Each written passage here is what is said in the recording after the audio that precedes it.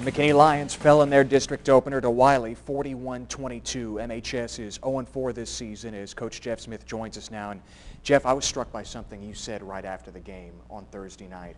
You said our eyes need to be looking forward. How challenging is that for a young team right now? Oh, it's challenging. I mean, anybody that's a competitor, kind of sometimes dwells on the things that are hurting them and the things that we're having a hard time overcoming in the first few games. And young guys in high school, we've got to try to challenge them to look forward and learn from the past and know that we have a lot of great opportunities still in front of us. We've just got to put it all together and approach it that way.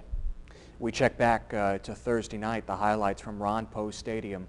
McKinney High and Wiley in the district opener in 10-4A play. Wiley was a state semifinalist a year ago. This was a slugfest early on, Jeff, a scoreless first quarter. Somborn hooking up with Red Shannon here on the screen. Yes, absolutely. Wiley's got a great defense, and we knew it was going to be a slugfest from play one. You were able to get your running game going. That had been non-existent just about the last two games. Marquez Husband running for over 100 yards on this night. Yeah, it was good to, good to get the run game going, and we felt like we could run it against them. They have a great defense, but we were really pleased with how we ran the ball. Your defense forced a 3-and-out on Wiley's first possession. What did your defense show you overall? Oh, they gave great effort. Wiley's runs the ball very well. They got a big physical offensive line, but I thought that the kids did a really good job getting lined up and executing the scheme. We saw a flag thrown in there, and there were many of those on Thursday. 14 penalties for McKinney High, 15 for Wiley. How did that disrupt the rhythm of this game? Well, you certainly want to let the kids play and see what they can do. Obviously, we're not going to blame officials for the outcome. I mean, they do their job, and we've got to do our job. And a lot of those penalties on us were senseless, like motion penalties and things that really fall on me and cleaning those up. And so, we can't, it was a tightly called game, and that's the way it was on both sides. J.J. Johnson did his job, returning a blocked extra point for 2 points for your team. That made it 13-2, 13-8 after this play. T.V. Williams in a hurry to the end zone. Another big strike from Somborn to your sophomore Williams. It was good to see those two connect again for the second week in a row, and obviously a special teams block was another good surprise. Williams has all that speed. He flashed that the week before in the non-district finale against Boyd on a big play. How tough was it defending what Wiley had going for them with Victor Jones at running back and a young quarterback in Donald Slay? They do a great job. Again, as I said earlier, they've got a big offensive line. It's really physical, and they get out big wide splits and spread you out, and they try to run the football, and they've got a pretty difficult scheme, especially with the athletes that they have. Husband had 106 yards for you on the ground on 19 carries, and like you say, that is important to provide some balance. Robert Somborn was the leading passer among Area 4A quarterbacks coming in, and now not all the burden is on his shoulders. Absolutely. It just helps everything when we can run the football and throw the football, and we've got threats from all angles of the offense. The third quarter was a little rough defensively for your club. Wiley scored 3 straight touchdowns, but Somborn was able to make sure that your team stayed in it. Here's a strike to Quentin Kasner, the area's leading receiver. Right. It was. We gave up too many big plays, in the third quarter, and we just couldn't keep pace. The kids kept battling, though, and we did score a couple touchdowns and keep it pretty close for a little while. Somborn finding Red Shannon once again. Shannon coming off a dislocated toe a couple of weeks ago against Boyd. What allows Somborn to flourish in these situations when he's coming from behind, when he's enduring sacks? He had 269 yards, 3 touchdowns, just 1 interception. Well, he's just, even last year we had a lot of these situations, and I think he feels pretty comfortable. He knows the scheme.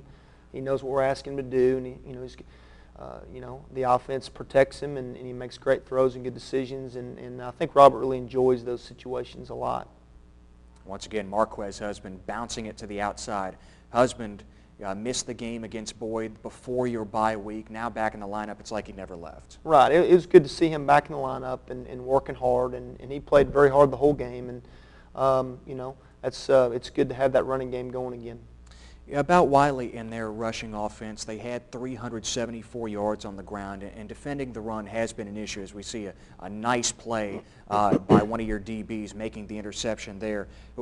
what can you do to make progress with your run defense at this point? Well, I think that it really comes down to technique, and we had some technique issues the other night on how we played a couple of their schemes. It comes down to tackling. I think that we stress tackling. We tackle every week a lot, but we miss some tackles, and we can't continue to miss tackles in the open field. We've got to make offenses grind the ball to score touchdowns, and that's our philosophy. And we've given up too many big plays, and in the run game, we've got to play better, tighter technique, and it's getting better every week, but that's got to grow faster, and we got to continue to tackle.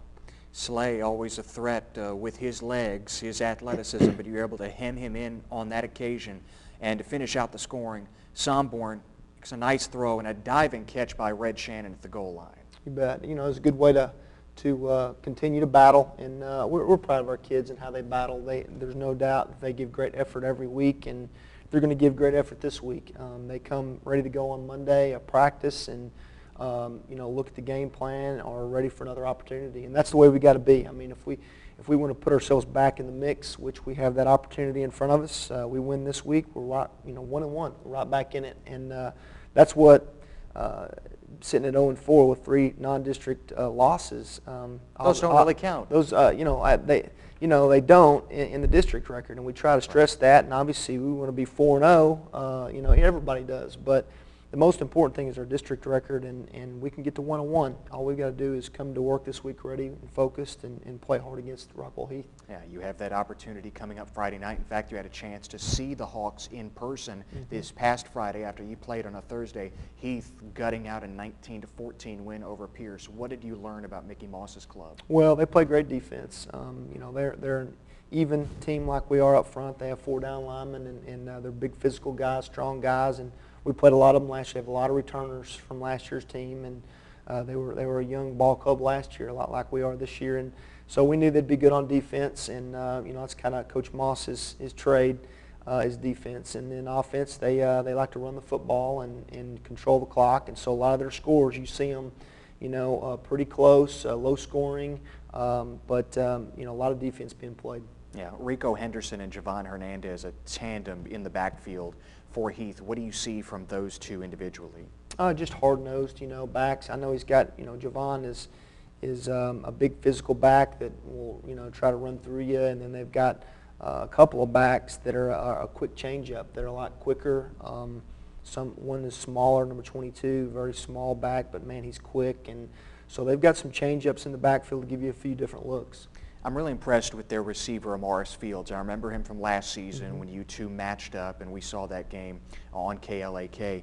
Fields is a playmaker in the truest sense of the word. He doesn't just make plays to put up numbers. He makes them when Heath really needs those plays. Last couple of weeks, he's made the game-winning, what proved to be the game-winning touchdown catch. He has, and, I think he's one of those players probably that wants the ball. He wants the ball all the time, and they run the football a lot, but whenever they call his number, he's excited. He's ready to make a play, and he caught a couple of big plays on us last year and made some people miss. I know this. He's a great physical player that runs through tacklers. I mean, there was times last year where we had him squared up, and he stiff-armed and ran through people, and he was physical. And that's what he did against Pierce last week in the end and made a big play.